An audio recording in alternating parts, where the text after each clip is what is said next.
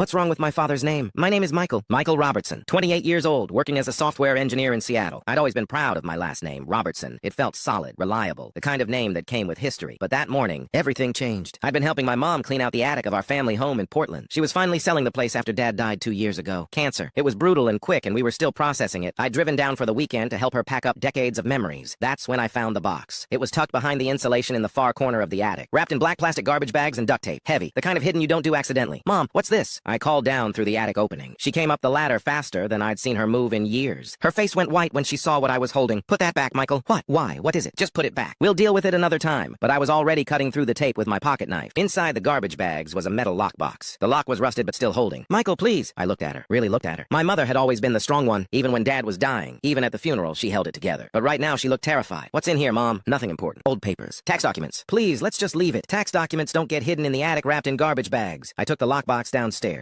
Mom followed me, protesting the whole way, but not actually trying to stop me. Like she knew this moment was inevitable. In Dad's old workshop, I found a crowbar. The lock broke on the second hit. Inside were documents. Lots of them. Birth certificates, marriage licenses, newspaper clippings, and photographs. Dozens of photographs of people I'd never seen before. But one document sat on top of everything else. A birth certificate, my father's birth certificate, except the name wasn't Robertson. It was Kowalski. Robert Kowalski. Mom, my voice came out flat. Who is Robert Kowalski? That's when she sat down with her coffee. That's when her hands started shaking. That's when I asked, what's wrong with my father's name? 3 times. Finally, she spoke. Your father changed his name when he was 23 years old. Why? It's complicated. Uncomplicated. She took a long sip of coffee. Her eyes were distant, like she was looking at something very far away. Your father was born in Chicago, South Side. His family was Polish immigrants. His father, your grandfather, was involved in things. Bad things. What kind of bad things? The kind that get people killed. I sat down hard on Dad's old workbench stool. Your grandfather worked for the Chicago outfit. Do you know what that is? The mob. Yes, the mob. He was an enforcer. He hurt people for money. And your father grew up in that world. He saw things. Terrible things. When he turned 18, his father wanted him to join the family business. Your father refused. Mom's voice was steady now, like she'd been holding this story inside for so long that it was a relief to finally tell it. He refused, and his father disowned him, told him he was dead to the family. So your father did something drastic. He saved up money, hired a lawyer, and legally changed his name. Robertson was his mother's maiden name. She died when he was young. It was his way of honoring her and leaving his father behind. I looked down at the birth certificate. Robert Joseph Kowalski. Born April 15th, 1965. Why didn't he ever tell me? He wanted to protect you. He wanted you to have a clean slate, a normal life. No connections to that world. I started digging through the other documents. There was a marriage license for Robert Kowalski and someone named Angela Marino, dated 1987. Mom, who's Angela Marino? The color drained from her face again. That's something else. Mom, your father was married before, briefly, when he was 22. It didn't work out. I found a photograph. A young version of my dad, maybe early 20s, with his arm around a beautiful dark-haired woman. They were smiling. They looked happy. What happened? He met her in Chicago. She was from another family. Another mob family. They fell in love, got married young, too young. Her family didn't approve because your father was trying to go legitimate. His family didn't approve because he'd already turned his back on them. It was doomed from the start, so they divorced. Mom didn't answer. Mom, they divorced, right? Michael, your father left Chicago in 1988. He moved to Portland, changed his name, started over. He met me in 1989. We got married in 1990. You were born in 1996. My brain was trying to do math that didn't add up. The divorce was finalized, right? Your father never talked about it. He said that part of his life was dead and buried. He said Angela understood. They'd agreed to just walk away from each other. That's not a divorce, Mom. That's just leaving. I know. Did you know this? Before you married him, she was quiet for a long time. I knew he'd been married. He told me it was over. I trusted him. I loved him. We built a life together, Michael. A good life. You had a happy childhood. We were happy. But if he never divorced her, then your marriage wasn't legal, which means I couldn't finish the sentence. You're my son. You're his son. A piece of paper doesn't change that. I stood up and walked out of the workshop. I needed air. I needed to think. My entire identity was built on a foundation that didn't exist. My father's name was a lie. My parents' marriage might have been invalid. I might technically be illegitimate, and I had questions. So many questions. What happened to Angela Marino? Was she still alive? Did she know my father had remarried? Did she care? I pulled out my phone and started searching. Angela Marino Chicago was too common. Angela Marino Kowalski brought up nothing useful. Then I found the newspaper clippings in the lockbox. The first one was from the Chicago Tribune, dated March 1988. The headline read, Mob boss's daughter reported missing. Angela Marino, 23, daughter of alleged Chicago crime family associate Vincent Marino, was reported missing by family members on March 12th. Police are investigating but have few leads. Anyone with information is urged to contact authorities. My hands went numb. The next clipping was from April 1988. Missing woman's car found in river. The vehicle belonging to missing Chicago woman Angela Marino was recovered from the Chicago River yesterday. Police found no body but are treating the case as a potential homicide. The investigation is ongoing. The last clipping was from June 1988. Missing mob daughter case goes cold. 3 months after her disappearance, police admit they have no solid leads in the Angela Marino case. Family members have offered a reward for information, but investigators say without a body or witnesses, the case may never be solved. I walked back into the workshop holding the clippings. Did you know about this? Mom looked at them and closed her eyes. No, I never looked in that box. I didn't even know it existed until about 5 years ago when I found it while your father was at work. I confronted him. He begged me not to open it. He said it was his old life and it needed to stay buried. He made me promise to never look inside, and I kept that promise. She disappeared, Mom, right before he left Chicago. Right before he changed his name. Your father didn't hurt anyone. He wasn't capable of that. You don't know that. You didn't know him before he became David Robertson. You knew the person he invented. invented. I knew his heart, Michael, but doubt was a seed now, planted and growing in my mind. I spent the rest of the weekend going through every document in that box. There were letters, dozens of letters between my father and Angela, full of love and hope and plans for the future. They wanted to leave Chicago together, start fresh somewhere new, away from the families, away from the violence. The last letter was dated March 10th, 1988, 2 days before she disappeared. My darling Robert, I've told my father I'm leaving. He didn't take it well. He said things, threats. I'm scared, but I'm also excited. This time next week, we'll be driving west with no looking back. I love you. I love the life we're going to build. Nothing can stop us now. Forever yours, Angela. Nothing can stop us now. She disappeared 2 days later. My father left Chicago alone a few weeks after that. I tried to tell myself there was an innocent explanation. Maybe Angela changed her mind. Maybe her father stopped her. Maybe she's alive somewhere living under a different name, just like my father did. But the more I thought about it, the less sense it made. I drove back to Seattle on Sunday night with the lockbox in my trunk. I couldn't sleep. I kept thinking about my father, the man who taught me to ride a bike, who came to every soccer game, who helped me with my math homework and gave me advice about girls and told me he was proud of me. Was that man capable of murder? On Monday, I called in sick to work. I spent the day researching. I found Angela's family. Her father, Vincent Marino, died in 2003, racketeering charges. He went to prison and died there. Angela had a brother, Tony Marino, who was still alive, still in Chicago. I found a phone number. I stared at it for 2 hours before I called. A rough voice answered. Yeah? Is this Tony Marino? Who's asking? My name is Michael. Michael Robertson. I think your sister was married to my father. Long silence. Your father's name, Robertson? It used to be Kowalski. Robert Kowalski. Another silence. Longer this time. You got some nerve calling me. I just want to know what happened to Angela. Your father didn't tell you? Oh, that's right. Your father's dead. I read about it. Cancer, right? Good. Hope it hurt. Please. I need to know the truth. The truth? The truth is, your father killed my sister. He killed her and dumped her body somewhere we'll never find it, and he got away with it. Changed his name, started a new life, had a kid. Meanwhile, my sister's bones are in a ditch somewhere. How do you know he killed her? Because she called me that night. March 12th. She was crying. She said she'd met Robert somewhere to talk. Said he was acting strange. Said he told her he couldn't go through with leaving. Said she was going to confront him. That was the last time I ever heard her voice. My stomach dropped. She was going to meet him? That's what she said. Some warehouse on the south side. She said if she wasn't home by midnight to come looking for her. I didn't take it seriously enough. I thought they were just having a fight. By the time I got worried and went looking, it was too late. She was gone. Her car turned up in the river 3 weeks later. No body. No evidence. Nothing. Did you tell the police? Of course I did. They investigated. But Robert was already gone. Vanished. Changed his name. By the time they tracked him down, he had alibis, lawyers, a whole new identity. They couldn't prove anything. And without a body, the case went cold. I felt sick. I'm sorry. Sorry doesn't bring her back. Your father took my sister from us. You want the truth? That's the truth. Now leave me alone. He hung up. I sat there holding the phone, trying to process what I'd just heard. My father. My kind, gentle father who never even raised his voice. A murderer? But then I thought about the timing. The way he'd hidden everything. The way he'd built an entirely new identity. The way he never talked about his past. I thought about how he'd always been a little distant. A little sad. Like he was carrying something heavy. I thought about the nightmares. He had nightmares sometimes. I'd hear him at night when I was a kid, crying out in his sleep. Mom would go to him, comfort him, and in the morning he'd pretend everything was fine. What was he dreaming about? I needed more answers. I started looking into the police investigation. I filed Freedom of Information request. I contacted the detective who'd worked the case. He was retired now, living in Florida. His name was Frank Morrison. He agreed to talk to me on the phone. I remember the Marino case, he said. It ate at me for years. Pretty girl, whole life ahead of her, just gone. And I was 90% sure Robert Kowalski did it. But 90% isn't enough for a conviction. What made you suspect him? Means motive, opportunity. He was the last person she was supposed to see. He had a reason to want her gone. He panicked. Maybe she was pressuring him to leave, and he realized he couldn't do it. Maybe he realized her family would never let them go. Maybe he just snapped. We see it all the time. Crime of passion. But you never proved it. No. And by the time we got serious about him as a suspect, he'd already vanished. When we finally tracked him down in Oregon a year later, he had a solid alibi for the night she disappeared. Said he was at a bar with friends. The friends confirmed it. Of course, his friends were all guys who grew up in that world. They knew how to lie. But we couldn't break the alibi. So you gave up? No, I never gave up. I kept that case file active until I retired. I just ran out of leads. No body, no witnesses, no physical evidence. After a while, you have to accept that some cases don't get solved. Do you still think he did it? Detective Morrison was quiet for a moment. Off the record? Yeah, I think he did it. I think he killed that girl, and he spent the rest of his life running from it. But thinking and proving are two different things. After I hung up, I sat in my apartment and looked at the picture of my father on my bookshelf. A photo from my college graduation. He had his arm around me, smiling. Proud. Who was he really? I spent the next month digging deeper. I talked to more people from Chicago. I read everything I could find about the case. I tried to find holes in the story, anything that would prove my father was innocent. But the more I learned, the worse it looked. Angela's friends said she'd been scared in the weeks before she disappeared. She'd told them her father had threatened Robert. She'd said Robert was having second thoughts about leaving. A bartender from the south side remembered Robert coming in alone the night of March 12th late, ordering drink after drink. He'd been muddy. His clothes were dirty. When the bartender asked if he was okay, Robert just said he'd been working on his car at 3 in the morning. Covered in mud, I found property records. Robert's uncle had owned a warehouse on the south side, the same general area where Angela was supposedly going to meet him. The warehouse had been demolished in 1995. I hired a private investigator, a guy in Chicago who specialized in cold cases. I gave him everything I had. 3 weeks later, he called me. I've got something. It might be nothing, but it's interesting. What? In 1988, about a month after Angela disappeared, there was a small article in one of the neighborhood papers. A construction crew working on a renovation project found some women's jewelry buried in a dirt basement. A necklace with the initials AM. The crew turned it over to police, but it never went anywhere. The police file noted it as potential evidence in the Marino case, but without more context, they couldn't connect it. Where was this? A building 2 blocks from your father's uncle's warehouse. The building's gone now. Torn down years ago. Angela Marino. Maybe. Or maybe it's a coincidence. But here's the thing. I tracked down one of the construction workers from that crew. He's an old guy now, but he remembers that day. He said there was more than jewelry. He said they found what looked like old bloodstains on the concrete floor. The police took samples, but this was 1988. DNA testing was barely a thing. The samples were logged as evidence, but never tested. Where are the samples now? That's the problem. The evidence from that case was stored in a warehouse that flooded in 2003. Most of it was destroyed. But I put in a request to see if anything survived. We might get lucky. We didn't get lucky. The evidence was gone. Water damage, mold, budget cuts. The whole case file had been digitized, but the physical evidence was destroyed years ago. Dead end. But I couldn't let it go. I drove to Chicago. I needed to see these places for myself. I stood where the warehouse used to be. I walked the streets my father had walked. I tried to imagine what happened that night. Did Angela meet him there? Did they argue? Did he plan it? Or did it just happen? Did she suffer? I visited her grave. She had a headstone even though there was no body. Angela Marie Marino, 1965-1988. Beloved daughter and sister. Someone had left fresh flowers. Recent. I looked around the cemetery but didn't see anyone. As I stood there, an older woman approached. She was holding more flowers. Did you know Angela? She asked. No, I'm trying to learn about her. She was my best friend. We grew up together. I come here every week. I'm sorry for your loss. Are you a reporter or something? No, I'm just someone looking for answers. The woman studied my face. You look familiar. I don't think we've met. No, you just look like someone. I can't place it. She shook her head. Angela was special. She was kind. She wanted to get away from the life, you know? She didn't want to be a mob daughter. She wanted to be normal. She thought Robert was her ticket out. We all tried to tell her he wasn't what he seemed, but she was in love. She wouldn't listen. What do you mean he wasn't what he seemed? Robert was charming, but he was also his father's son. That world gets in your blood. You can't just walk away. I think part of him wanted to, but another part of him couldn't. Angela didn't see it. She thought love could change him. Did you think he killed her? The woman looked at me sharply. Everyone thought he killed her. Who else would it have been? She was going to meet him. She never came home. He disappeared right after. Of course he killed her, but without proof. We don't need proof to know what we know. She placed her flowers on the grave and walked away. I stood there until the sun started setting. That night, I sat in my hotel room and called my mother. Michael, sweetheart, how are you? Mom, I'm in Chicago. Silence. Why? I needed to see where Dad came from. I needed to understand. And do you understand? I understand that everyone here thinks he killed Angela Marino. I understand that he ran away and built a lie. I understand that my entire childhood was built on top of a possible murder. Michael, your father loved you. That wasn't a lie. How do you know? How do you know anything about him was real? Because I lived with him for 30 years. I knew him. Not the boy he was in Chicago, but the man he became. People change, Michael. They grow. They leave their past behind. You can't just leave murder behind. Mom, you don't know that he did it. I don't know that he didn't. I hung up feeling worse than before. I spent 2 more days in Chicago chasing ghosts. I talked to more people who remembered Angela. I visited the places she used to go. I tried to get a sense of who she was. Everyone said the same things. She was sweet. She was hopeful. She wanted out. And then she met my father. On my last day there, I decided to visit the address where my father grew up. The house was still standing, barely. Run down, windows boarded up, but still there. I stood across the street staring at it, trying to imagine my father as a boy. What had he seen in that house? What had his father done to him? You looking to buy? I turned. An elderly man was standing next to me, walking a small dog. No, just looking. Used to be the Kowalski place. Bad family. Very bad. You knew them? Knew of them. Everyone did. The father was a monster. The mother died young. Suspicious circumstances, if you ask me. The son turned out okay, though. Robert, he got out. Smart kid. Didn't want any part of his father's business. What do you remember about him? The old man thought for a moment. Quiet. Kept to himself. I remember he was always reading. Always had a book. Like he was trying to learn his way out of this neighborhood. And he did. Got out. Never came back. Do you think he was capable of violence? The old man looked at me strangely. Why would you ask that? Just curious. Everyone's capable of violence given the right circumstances. But Robert, I don't think he had it in him. He'd seen too much of it growing up. He hated it. That's why he left. Another voice. Another opinion. Nothing definitive. I flew back to Seattle more confused than ever. I tried to move on. I tried to focus on work, on my life. But the questions haunted me. Then, 3 months after I'd opened that lockbox, I got a call from an unknown number. Is this Michael Robertson? Yes. Who's this? You don't know me. My name is Father Thomas Brennan. I'm a Catholic priest in Chicago. I understand you've been asking questions about Angela Marino. How did you know that? Word gets around. It's a small community. I heard you were in town. I think I have information you need. What kind of information? Not over the phone. Can you come back to Chicago? Can't you just tell me? No, this needs to be done in person. I'll be at St. Ignatius Church on Saturday afternoon. Come alone. He hung up. I debated with myself for 2 days. This could be a trap. This could be dangerous. The Marino family might still have connections. They might not appreciate me digging into old wounds, but I had to know. I flew to Chicago that Friday night. Saturday afternoon, I walked into St. Ignatius Church. It was old, beautiful, smelling of incense and wood polish. A man in priest's robes was waiting in one of the pews. Michael, Father Brennan, thank you for coming. Please sit. I sat next to him. He was in his 70s. White hair, kind eyes. Why did you want to see me? Because I've been carrying a secret for 37 years, and I think it's time someone knew the truth. My heart started racing. What secret? In March of 1988, a young woman came to this church for confession. She was distraught, crying. She told me things. Terrible things. She was afraid. She said her father had done something unforgivable, and she didn't know what to do. Angela Marino. Yes. She came to confession the day before she disappeared. She told me her father had found out she was planning to leave with Robert. She said her father had threatened to kill Robert if they tried to run. She said she'd begged her father to let them go, but he refused. He said no daughter of his was going to marry a traitor. That's what he called Robert. A traitor to the family. What else did she say? Father Brennan hesitated. She said she had a plan. She was going to fake her death. She and Robert had arranged it. They were going to make it look like something terrible happened to her, so her father would think she was dead. Then she'd meet Robert in a different city, and they'd start over with new identities. She asked me to pray for her. She asked for God's forgiveness for the deception. I felt like the ground had dropped out from under me. She was going to fake her death? That's what she told me. So she might still be alive? I don't know. But I've thought about it every day since. When the news broke that she was missing, I thought the plan had worked. But when her car was found in the river, I started to worry. And when Robert disappeared and she never surfaced, I didn't know what to think. Why didn't you tell the police? The seal of confession is sacred. I can't break it. Even now, I'm only telling you because Angela is presumed dead, and I think you deserve to know your father wasn't who everyone thinks he was. But if she's alive, where is she? Why wouldn't she contact someone? Maybe the plan went wrong. Maybe she's scared. Maybe she did start over and doesn't want to be found. Or maybe he trailed off. Maybe what? Maybe something went wrong that night. Maybe her father found out about the plan. Maybe he stopped her. Maybe Robert tried to protect her and couldn't. I left the church in a daze. If Angela had planned to fake her death, everything changed. My father wasn't a murderer. He was trying to save her, but then where was she? I went back to the private investigator. I need you to search for Angela Marino differently. Not as a victim. As someone who might have changed her identity and disappeared, that's a lot harder. If she did it right, there'd be no trail. Try anyway. He tried. 3 weeks later, he called me. I might have something. It's thin, but interesting. Tell me. In 1989, a woman named Ann Morrison moved to Portland, Oregon. No prior history. No family, no background. She got a job as a waitress, kept to herself. She lived there until 2003, then moved to Spokane, Washington. She's still there. Ann Morrison. A.M. Angela Marino. Could be a coincidence, or it could be her. Do you have an address? Yeah, but Michael, be careful. If this is her and she's been hiding for 37 years, she might not want to be found. I didn't care. I had to know. I drove to Spokane. The address was a small house on a quiet street. I sat in my car for an hour, building up courage. Finally, I walked to the door and knocked. A woman answered. Late 50s, dark hair going gray. She looked at me and her face went white. Oh my God. Are you Angela Marino? She looked like she might faint. Who are you? My name is Michael Robertson. I think you were married to my father. Robert Kowalski. She grabbed the doorframe to steady herself. Robert's dead. I know. 2 years ago. I know. I saw the obituary. She'd been keeping track of him. Can I come in? Please. I just need to understand what happened. She looked at me for a long moment, then stepped aside. Her house was small but cozy. Pictures on the walls. A cat sleeping on the couch. A normal life. We sat at her kitchen table. You look just like him, she said softly. Everyone says that. He was a good man. I hope you know that. I don't know what I know anymore. That's why I'm here. She took a deep breath. What do you want to know? Everything. So she told me. She told me about meeting my father in Chicago, about falling in love, about wanting to escape. She told me about her father's threats, about the fear, about the plan they'd made to fake her death. It was my idea, she said. Robert didn't want to do it. He thought it was too dangerous. But I convinced him. I said it was the only way. What happened that night? We met at the warehouse. Robert had borrowed his uncle's car. We were going to stage an accident, make it look like I drowned. We'd dump my car in the river, and I'd hide for a few weeks until the heat died down. Then we'd meet up and leave together. But it didn't work. No, my father found out. I don't know how. Maybe he was having me followed. But he showed up at the warehouse with 2 of his men. They had guns. She started crying. I'm sorry. It's been almost 40 years and it still hurts. What happened? They were going to kill Robert. My father said he'd warned me. He said I'd betrayed the family. He was going to kill Robert right in front of me as punishment. Then he was going to take me home and lock me up until I came to my senses. She wiped her eyes. But Robert fought back. There was a struggle. One of the guns went off. One of my father's men got shot. In the chaos, Robert grabbed me and we ran. We got in the car and drove. We didn't stop until we were in Nebraska. You left together? Yes, we were supposed to stay together. That was the plan. But a few days later, Robert got a call. One of his old friends from Chicago? The friend told him my father had put a hit out on both of us. He had connections everywhere. He was going to hunt us down. The friend said our only chance was to split up, make it harder to track us. He said Robert should go west, I should go south. He said maybe in a few years when things cooled down, we could reunite. But you never did. No, Robert went to Portland. I went to Texas for a year, then eventually made my way to Portland too. I thought I could find him, but by the time I got there, he'd changed his name. He'd vanished. I tried to search, but I had to be careful. I couldn't risk drawing attention. And then I saw him one day, pure chance, in a grocery store. He was with a woman. Your mother. They looked happy. I followed him home. I saw they had a life together. I realized he'd moved on. Did you ever talk to him? Once. I waited until the woman left, then I knocked on his door. He almost had a heart attack when he saw me. We talked for hours. He told me he thought I was dead. He said after we split up, his friend called him back and said my father's men had found me. Said they'd killed me and buried my body somewhere it would never be found. He said he'd spent months grieving. Then he met your mother and she helped him heal. He said he'd built a new life and he couldn't go back. What did you say? I told him I understood. I told him I was happy he'd found peace. And I left. I moved to Spokane. I built my own life. I never contacted him again, but you kept track of him from a distance. I wanted to make sure he was okay. I wanted to make sure he was happy. When I saw his obituary, I cried for days. We sat in silence for a while. Did he kill anyone that night at the warehouse? I asked. No, the man who got shot survived. It was a shoulder wound. Your father didn't hurt anyone. He was just trying to protect me. I felt a weight lift off my chest that I hadn't realized I was carrying. So he wasn't a murderer. No, he was a hero. He saved my life. I started crying. I didn't even realize I was doing it until Angela handed me a tissue. He was a good father, wasn't he? She asked. The best. I'm glad. He deserved that. He deserved to be happy. We talked for another hour. She showed me pictures of her life. She'd never remarried. Never had kids. She said she'd tried, but her heart had always belonged to Robert. Do you regret it? I asked. Not fighting for him? Every day. But I also understand why he made the choice he did. He'd spent so many years running, hiding, looking over his shoulder. Your mother gave him stability, safety, a normal life. I couldn't offer him that. I was too tied to the past. Before I left, she gave me something. Robert gave this to me the night we ran, she said, handing me a small envelope. It's a letter. He said if anything ever happened to him, I should give it to his child someday. I never thought I'd have the chance. I opened the envelope with shaking hands. Inside was a letter in my father's handwriting. Young handwriting. Not the shaky script I remembered from his final years. To my future child, if you're reading this, it means I'm gone. And somehow you found your way to the truth. I don't know what you've been told about me. I don't know what you think of me. But I need you to know some things. I made mistakes in my life. I hurt people. I ran from my problems instead of facing them. I built a life on lies and secrets. But everything I did out of love. Love for your mother. Love for you. Love for the woman I once thought I'd spend my life with. I don't expect you to understand. I don't expect forgiveness. I just want you to know that despite everything, despite all my failures, you were the best thing I ever did. You were proof that someone like me, someone from that world, could create something good and pure. If you found Angela, please know that she's innocent in all this. She deserves peace. She deserves happiness. Don't blame her for the choices I made. And please don't let my past define your future. You are not me. You are not my father. You are your own person, and you have the chance to be better than both of us ever were. I love you. I always will. Even in death, even across whatever distance separates us. That will never change. Dad, I folded the letter carefully and put it back in the envelope. Angela was watching me with tears streaming down her face. He never stopped loving you, she said. He talked about you that day I came to his door. He said you were his redemption, his proof that he'd done something right. I hugged her. This woman I'd never met. This ghost from my father's past. We stood in her kitchen holding each other and crying for the man we'd both loved. When I finally pulled away, I asked one more question. What happened to your father? Vincent Marino? Her face hardened. He went to prison for racketeering in 1995. He died there in 2003. I didn't go to the funeral. Do you think he ever knew you were alive? I don't know. Part of me hopes he died thinking I was dead. It's what he deserved after what he tried to do to Robert. I drove back to Seattle with more answers than I'd expected, but somehow feeling more unsettled than before. My father wasn't a murderer, but he'd still lied to me my entire life. He'd still built our family on a foundation of secrets. I didn't know how to feel about that. When I got home, I called my mother and told her everything. She listened in silence. I'm sorry, Michael, she said when I finished. I'm sorry you had to learn all this. I'm sorry your father and I kept it from you. Did you know about Angela being alive? No. Your father told me she was dead. He believed it. If I'd known, I don't know what I would have done. Would you have still married him? Long pause. Yes, I loved him. Not the boy he was in Chicago. The man he became in Portland. That's who I fell in love with. That's who raised you. But was any of it real, Mom? Was our whole life just a performance? Your father's love for you was real. His love for me was real. The life we built was real. The past he ran from doesn't change that. I wanted to believe her. I really did. Over the following months, I stayed in contact with Angela. We'd talk on the phone sometimes. She'd tell me stories about my father when he was young, about the dreams they'd had, about the life they'd almost lived. It was strange having this connection to a part of my father I'd never known, but it was also comforting. Like I was getting to know him all over again. One day, Angela asked me something unexpected. Would you want to meet your brother? I nearly dropped the phone. My what? Your half-brother. Your father's son? I don't have a brother. You do. From his first wife. Before me? The room started spinning. I thought you were his first wife. No, there was someone before me. A girl named Christine. They got married when they were 19. It lasted less than a year. She got pregnant, they had a son, then she left. Took the baby and moved to California. Your father never saw them again. Why didn't you tell me this before? I didn't think it mattered. But I've been thinking about it. Your father had 2 sons. You should know each other. Does this person even know about Dad? I don't know, but I have Christine's information. Well, what I had from 1987, she might still be at the same address, or she might be gone. But if you want to find him, I can give you a starting point. I said yes without thinking. Finding Christine turned out to be easier than I expected. She was still in California, still at the same address in Sacramento. 75 years old now. I called her. Hello? Hi, is this Christine Patterson? Yes, who's calling? My name is Michael Robertson. I think you were married to my father a long time ago. Robert Kowalski? Sharp intake of breath. Robert's dead. Yes, ma'am. I know. I'm calling because I just found out about you and about your son. My half-brother. Robert told you about Marcus? Marcus, my brother had a name. Not exactly. It's complicated. But I'd like to meet Marcus if that's possible. Marcus doesn't know anything about Robert. I never told him. I thought it was better that way. Why? Because Robert was dangerous. He was from a bad world. I wanted to protect my son from that. So I left. I moved across the country. I changed our last name. I told Marcus his father died in a car accident before he was born. Robert wasn't dangerous. He was running from danger. There's a difference. That's not how I saw it at the time. Well, I'd still like to meet Marcus. If he's willing, silence for a long time. Marcus lives in San Diego. He's a high school teacher. He's married, has 2 kids of his own. He has a good life. I don't want you disrupting that. I just want to meet him. He deserves to know the truth. We both do. More silence. I'll talk to him. But I'm not making any promises. She hung up. 2 weeks later, I got a call from an unknown number with a San Diego area code. Is this Michael? Yes, this is Marcus Patterson. My mom said you wanted to talk. His voice sounded like mine. That was the first thing I noticed. Similar cadence? Similar tone? Yeah, thanks for calling. So you're saying we're half-brothers? That's what I've learned. And our father was some guy named Robert Kowalski who was in the mob? He wasn't in the mob. He grew up around it, but he got out. That's not what my mom says. Your mom left when you were a baby. She didn't know him after that. He changed. He became a good man. If he was such a good man, why did he abandon me? He didn't abandon you. Your mom took you and left. He didn't know where you were. He could have looked. Maybe he did. Maybe he couldn't find you. Or maybe he thought you were better off without him. Marcus was quiet for a moment. Why are you calling me now? What do you want? I just wanted to know you. We're brothers. We share DNA. We share a father. I thought that meant something. I don't know you. I don't know anything about you. And honestly, I'm not sure I want to. My life is good. I don't need complications. I'm not a complication. I'm family. Family is more than blood. He hung up. I sat there staring at my phone, feeling rejected by a brother I'd just learned existed. But I wasn't ready to give up. I found Marcus on social media, Facebook, Instagram. I saw pictures of his life, his wife, his kids, his classroom. He looked happy. He looked like Dad. Same eyes, same smile. I sent him a message on Facebook. I know you're not interested in meeting me, and I respect that. But I wanted you to have this. It's a picture of our father. I thought you might want to see what he looked like. I attached a photo of Dad from my college graduation. 3 days later, Marcus responded. He looks like me. Yeah, he does. Another pause. Then, my kids look like him too. Like you. I never knew where they got those eyes. Now I do. We messaged back and forth for a few weeks. Slowly, carefully. He asked questions about Dad, about his life, about how he died. I told him everything I knew, including the stuff about Angela and Chicago and the fake death. That's insane. Yeah, it's a lot. Do you think he ever thought about me? I know he did. He wrote a letter once mentioning his failures. I think you were one of his biggest regrets. Not being able to be your father. Mom never gave him a chance. I know. Eventually, Marcus agreed to meet. We met in a coffee shop in San Diego on a Saturday morning. I got there first. I was nervous. My hands were shaking. Then he walked in. It was like looking in a mirror. Not exactly. He was taller. His hair was darker. But the resemblance was undeniable. We had the same nose, the same jawline, the same way of standing. Michael? Michael? Marcus? We shook hands. It felt formal, awkward. We ordered coffee and sat down. For a few minutes, neither of us spoke. This is weird, he finally said. Yeah, I didn't think I wanted to meet you, but then I saw your picture and I couldn't stop thinking about it. You're my brother. I have a brother? Yeah, I always wanted siblings growing up. I used to beg my mom for a brother or sister. She'd always say no. Now I find out I had one all along. Two, actually. He looked confused. There's another half-sibling out there, a sister, from Dad's second marriage. I just found out about her last week. Marcus laughed. Not a happy laugh. A disbelieving laugh. How many secret families did this guy have? I'm still figuring that out. We talked for 3 hours. He told me about his life, his childhood, his career, his family. I told him about mine, about growing up in Portland, about Dad's cancer, about finding the lockbox. I wish I'd known him, Marcus said at one point. Even if he was complicated, even if he made mistakes, he was still my father. You can still know him. Through me. I can tell you everything I remember. I'd like that. Before we left, Marcus showed me a picture of his kids. 2 boys. 8 and 6. They're your nephews, he said. They look like Dad. Yeah, the Patterson genes are strong. Kowalski genes. He smiled. Yeah, I guess so. We agreed to stay in touch. To meet again. To be brothers. As I drove back to Seattle, I thought about family. About secrets. About the lies we tell to protect the people we love. My father had lived at least 3 different lives. Robert Kowalski in Chicago. David Robertson in Portland. And whatever version of himself he'd been in between. Each life had left behind people. Angela, Christine, Marcus, me, Mom, all of us carrying pieces of him. None of us knowing the complete picture. I thought about the letter he'd written. About being his redemption. About not letting his past define my future. I thought about Marcus. About finally having a brother. About the nephews I'd just discovered. I thought about Angela, living quietly in Spokane. Still loving a man who'd been gone for decades. I thought about Mom, who'd loved Dad without ever knowing the full truth about who he was. And I realized something. My father hadn't been running from something. He'd been running toward something. Toward a life where he could be the person he wanted to be instead of the person his circumstances had made him. He'd made mistakes. Big ones. He'd hurt people. Left people behind. Lied and hidden and reinvented himself. But he'd also saved Angela's life. He'd raised me. He'd loved Mom. He'd built something good out of something broken. Maybe that was enough. Maybe we're all just the sum of our choices, good and bad. And maybe the best we can do is try to make more good choices than bad ones. I don't know if I've forgiven him yet. I'm not sure forgiveness is even the right word, but I understand him now. And understanding feels like a start. 2 months later, I organized a meeting. Me, Marcus, and Angela. 3 people connected by a man who'd lived multiple lives. We met at a restaurant in Portland. Neutral territory. It was strange at first. Angela meeting the son Dad had with someone else. Marcus meeting the woman Dad had loved before his mother. Me sitting between them. The bridge connecting 2 parts of Dad's past. But as we talked, something shifted. We weren't 3 separate pieces anymore. We were a family. Complicated, unconventional, but real. Angela told Marcus stories about young Robert. About his dreams. About his kindness. Marcus told Angela about his kids. About how they had Dad's eyes. I told them both about Dad's final days. About how he'd made me promise to take care of Mom. About the last thing he'd said to me. What did he say? Angela asked. He said, I wasn't always good, but I always tried to be better. Angela started crying. That's perfect. That's exactly who he was. We stayed at that restaurant for 5 hours. Talking, laughing, crying. Remembering a man who'd been so many different people to so many different people. As we were leaving, Marcus pulled me aside. Thank you for finding me. Thank you for not giving up. You're my brother. Of course I wasn't going to give up. I have something for you. He handed me a small box. Inside was a watch. Old, worn, beautiful. What is this? When I was a kid, my mom kept a few things from my father. She never showed them to me, but after you called, she dug them out. This was his watch. She said he left it behind when she took me and left. I want you to have it. Marcus, I can't. This is yours. No, you knew him. You have memories. All I have are stories and a few old objects. This watch means more to you than it does to me. Please, take it. I took the watch. It was heavy, solid. The inscription on the back read, to Robert with love. Mom, his mother, the woman who died when he was young. The woman whose name he'd taken when he reinvented himself. Everything connected. I put the watch on. It fit perfectly. Thank you. Thank you for giving me a brother. That night I went to Dad's grave. I hadn't been there since the funeral. It felt like time. The headstone read, David Robertson, beloved husband and father. Not his real name, not his complete story, but not a lie either. He had been a beloved husband. He had been a beloved father. That part was true. I sat down in front of the grave and talked to him. I told him everything I'd learned, everything I'd discovered. I told him about Angela, about Marcus, about the watch. I told him I understood why he'd done what he did. I told him I forgave him. I told him I loved him. The wind picked up, rustling the trees around the cemetery. It felt like an answer. As I stood to leave, I noticed something. Someone had left flowers on the grave. Fresh ones. Recent. I looked around. The cemetery was empty, but I knew who'd left them. Angela had been here. Maybe Marcus too. Maybe even Christine. All of us, drawn to this man who'd lived so many lives. All of us still loving him despite everything. I got in my car and drove home. The watch ticked quietly on my wrist. A reminder of the past. A connection to a father I'd known and a father I'd never known. My phone buzzed. A text from Marcus. My kids want to meet their uncle. Are you free next weekend? I smiled. Yes, I'm free. Another text came in. This one from Angela. Thank you for finding me. Thank you for letting me be part of your life. Robert would be proud of the man you've become. I sat in my driveway for a long time, watching the sunset, thinking about family and secrets and the complicated ways we love each other. My father's name was Robert Kowalski and David Robertson, and probably a dozen other names I'd never know about. But to me, he was just Dad, and maybe that's all that matters. A week later, I was cleaning out my own apartment when I found something wedged behind my bookshelf. An old envelope, my name written on it in Dad's handwriting. My hands trembled as I opened it. Inside was a letter, dated a week before he died. Michael, if you're reading this, you found the lockbox. You know the truth now, or at least part of it. I'm sorry. I'm sorry for the lies. I'm sorry for the secrets. I'm sorry for building your life on a foundation that wasn't entirely real, but I need you to know something. Everything I did, every choice I made was because I wanted to be a good father to you. I wanted to give you a normal life. A safe life. A life where you didn't have to look over your shoulder or wonder if the sins of your grandfather would catch up with you. I failed at a lot of things. I failed Angela. I failed Christine. I failed Marcus. But I tried not to fail you. You asked me once when you were 7 years old why we didn't have any family. Why you didn't have grandparents or aunts or uncles or cousins? I told you that sometimes families are small, and that's okay. You looked at me with those big eyes and said, that's okay. Dad, you and Mom are enough. That moment broke my heart and healed it at the same time. I don't expect you to understand why I did what I did. I don't even fully understand it myself. I just knew that I couldn't let my past poison your future. If you found Angela, tell her I never stopped loving her. Tell her I'm sorry I wasn't strong enough to wait. If you found Marcus, tell him I thought about him every single day. Tell him I'm sorry I wasn't brave enough to find him. And if you're reading this, know that you were the best thing I ever did. The one thing I got right. Your mother once asked me if I regretted the life we built. If I regretted leaving everything behind and starting over, I told her no. Because starting over gave me you. I love you, son. I'm proud of you, and I'm sorry. Dad, P.S. There's one more thing I need to tell you. The safety deposit box at First National Bank downtown. Box 247. The key is taped to the bottom of my old toolbox in the garage. Your mother doesn't know about it. Inside, you'll find everything. The complete truth. Read it when you're ready, or don't read it at all. The choice is yours. I stared at the letter for a long time. There was more. Of course there was more. Part of me wanted to burn the letter. Pretend I never saw it. I'd already learned enough. Already had enough revelations to last a lifetime. But another part of me needed to know. Needed the complete story. The next day, I drove to my mother's house. I went to the garage, found Dad's old toolbox, and there, taped to the bottom, was a small silver key. I held it in my hand, feeling its weight. Michael? I turned. Mom was standing in the doorway to the garage. I found something, I said. I showed her the letter. She read it slowly, her expression unreadable. There's more, she said finally. It wasn't a question. Yeah. Do you want to know? I don't know, do you? She thought about it. Yes, she said. I think I do. After all these years, I deserve to know who I was married to. We went to the bank together the next morning. The safety deposit box was larger than I expected. Heavy. We brought it to a private room and opened it. Inside were more documents, more photographs, more letters, and journals. 3 of them, leather-bound, filled with Dad's handwriting. These are his journals, Mom said, picking one up. He used to write in them late at night. I never knew what he was writing. We spent the next 6 hours reading, and the story that emerged was even more complicated than I'd imagined. Dad hadn't just left Chicago. He'd been forced out by his own father. In 1987, Dad's father, my grandfather, had given him an ultimatum. Join the family business or be killed. Dad refused. So his father decided to make an example of him. He'd arranged for Dad to be framed for a crime he didn't commit, a robbery that had gone wrong. A security guard had been killed. Dad's fingerprints had been planted at the scene. Dad found out about the setup from a friend in the police department. He had 48 hours before they came to arrest him. That's when he decided to run. He'd convinced Angela to come with him. They'd planned the fake death. They'd run. But when they split up in Nebraska, Dad had received a message from his father, a photograph of Angela's apartment in Texas, and a note that said, I know where she is. Come home and face justice or she dies. Dad had a choice. Turn himself in for a murder he didn't commit or let Angela die. He chose himself. He called his father and made a deal. He'd disappear completely. Change his name. Never contact anyone from his old life again. In exchange, his father would leave Angela alone. His father agreed. Dad moved to Portland. Changed his name to David Robertson. Got a job under the table until he could establish his new identity. Met my mother. Started over. He spent 30 years looking over his shoulder, waiting for his father to change his mind. Waiting for the past to catch up with him. It never did. His father died in 1998. Heart attack. By then, Dad had been David Robertson for so long that he'd almost forgotten he was ever anyone else. Almost. But the guilt never left him. The guilt of leaving Angela, of abandoning Marcus, of lying to my mother, of building a life on a foundation of fear and deception. The journals were full of it. Pages and pages of regret, of self-loathing, of wondering if he'd made the right choices. But they were also full of love. Love for Mom, love for me. Gratitude for the second chance he'd been given. The last entry was dated 3 days before he died. I'm dying. The cancer is winning. Soon I'll be gone and all my secrets will die with me. Part of me is relieved. I'm tired of carrying this weight, but part of me is terrified. What if Michael finds out the truth? What if he hates me? What if he realizes his entire childhood was a lie? I want to tell him everything, but I'm too much of a coward, so I'm leaving these journals, leaving the choice to him. If he finds them, he'll know everything. If he doesn't, he'll remember me as the man I pretended to be. Either way, I hope he knows I loved him. That part was never a lie. The man I became for him was the man I always wanted to be. Maybe that's enough. Mom closed the journal and looked at me. Your father was complicated, she said softly, but he loved us. That was real. How can you be sure? How can you trust anything about him? Because I lived with him for 30 years, Michael. I saw him every day. I knew his heart. The past he ran from doesn't change the man he was with us. But everything was built on lies. No, it was built on choices. Hard choices. Choices he made to protect the people he loved. That's not the same thing as lying, isn't it? She put her hand on mine. Your father made mistakes. Big ones. But he spent every day of his life trying to be better. Trying to be worthy of the second chance he'd been given. That's what I choose to remember. We sat in silence for a while. What do we do with all this? I asked, gesturing to the journals and documents. That's up to you. You're the one who went looking for answers. I thought about it. I said slowly, I think we share it. With Angela. With Marcus. With anyone else who needs to know. No more secrets. No more hiding. Dad spent his whole life running from the truth. Maybe it's time we stop running for him. Mom nodded. Okay, then that's what we'll do. Over the next few months, I shared everything with Angela and Marcus. The journals. The documents. The complete story. Angela cried when she learned what Dad had sacrificed to keep her safe. She'd spent decades thinking he'd abandoned her. Learning the truth changed everything. Marcus was angry at first. Angry that Dad had chosen to protect Angela instead of trying to find him. But eventually, he came to understand. Dad had made an impossible choice. There was no right answer. We decided to write it all down. The complete story. Not to publish or share publicly. Just for us. For the family. So that future generations would know the truth about Robert Kowalski and David Robertson and the complicated man who was both. Marcus's kids know now that their grandfather was a real person. Flawed. Complicated. But real. Angela is part of our lives now. She comes to family dinners. She babysits Marcus's kids. She's the grandmother they never knew they had. Mom and Angela have become friends. It's strange, but it works. Two women who love the same man. Bonded by their shared loss. As for me, I wear Dad's watch every day. It reminds me where I come from. The good good and the bad. I think about him often. About the choices he made. About the life he built. About the man he tried to be. And I've come to realize something. We're all running from something. We're all carrying secrets. We're all trying to be better than we were yesterday. My father ran further than most. His secrets were darker than most. But his love was real. His desire to be better was real. And in the end, maybe that's what matters. Not where we came from, but where we're trying to go. Not who we were, but who we're trying to become. I visited Dad's grave again last week. This time, I wasn't alone. Marcus was with me. Angela, too. And Mom. 4 people who'd loved the same man in different ways. 4 pieces of a complicated puzzle. We stood there together, quiet, each of us lost in our own thoughts. Do you think he's at peace now? Marcus asked. I hope so, I said. Angela placed a hand on the headstone. He was a good man, she said quietly. Despite everything, he was good. Mom nodded. Yes, he was. As we turned to leave, I noticed something. Another set of flowers. Fresh. Placed recently. I looked at Angela. She shook her head. Not her. I looked at Marcus. Not me either. Mom looked just as confused as I felt. Someone else had been here. Someone else who'd loved Dad. Someone we didn't know about. And I realized we might never know everything. There might always be more secrets. More hidden corners of Dad's past. But that's okay, because the man I knew, the man who taught me to ride a bike and helped with my homework and told me he was proud of me, that man was real. The rest is just details. We walked back to our cars together. A strange little family, bound by a complicated man who tried his best to be good. My phone buzzed. A text from an unknown number. I saw you at the cemetery today. I think we need to talk. I'm your sister. Dad's daughter from his marriage after your mom. He didn't just have 3 families, he had 4. I stared at the text for a long moment, then I looked up at the sky and laughed. What's so funny? Marcus asked. I showed him the text. He laughed too. So did Angela. So did Mom, because of course there was more. There was always more. Well, Marcus said, still chuckling, I guess we're going to need a bigger table for Thanksgiving. And you know what? He was right.